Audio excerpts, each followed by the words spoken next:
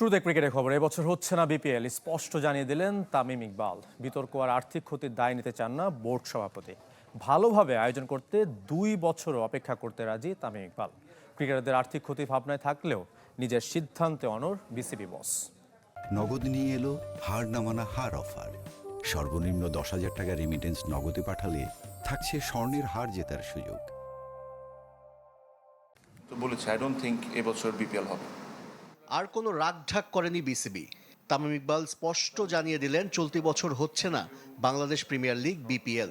Franchise টুর্নামেন্টটি নিয়ে বিতর্ক আর সমালোচনার দাগ নিজেদের গায়ে নিতে চায় না এই কমিটি।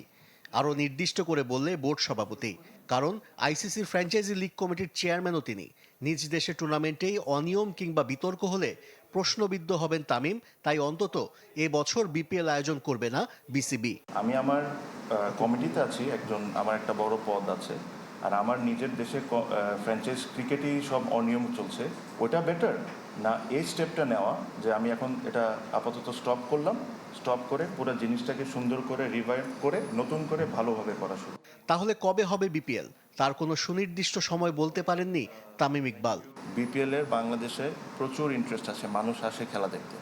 জিনিসটাকে যদি প্রপারলি সব কিছু করা যায়, এটার ইন্টারেস্টটা প্রবলি আরও বাড়ানো সম্ভব। বাট ওটার জন্য যদি আমার সময় নিতে হয় 12 মাস, 24 মাস, 18 মাস, যত মাসই লাগুক, if I do it, I'll do it properly.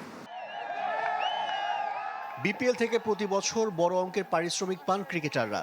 সেই সাথে কোচ, সাপোর্টিং স্টাফ সহ ফ্র্যাঞ্চাইজিগুলোর সাথে সম্পৃক্তরা আর্থিকভাবে লাভবান হন। যাদের কথা চিন্তা করে 2 বছর আগে বিপিএল আয়োজনের জন্য তৎকালীন বোর্ড সভাপতি ফারুক আহমেদকে অনুরোধ করেছিলেন তামিম ইকবাল। অথচ এবার নিজেই বিপিএল বিমুখ। আমি যদি প্লেয়ার থাকতাম, আমি ডিসঅ্যাপয়েন্টেড হইতাম, আমি এসে প্রেসিডেন্টের সাথে কথা বলতাম, আমি নিজেও বলেছি।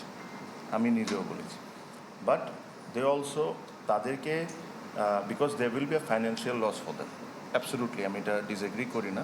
বাট দে অলসো এই জিনিসটা তারাও আন্ডারস্ট্যান্ড করে যে এই টুর্নামেন্টটা should be something that BCB and Bangladesh should be proud of. যথেষ্ট সময় থাকার পরও চলতি বছর বিপিএল আয়োজন করতে না পারা বিসিবির নতুন কমিটির প্রথম বড় ব্যর্থতা। আশিক রুদ্র, চ্যানেল 24, ঢাকা।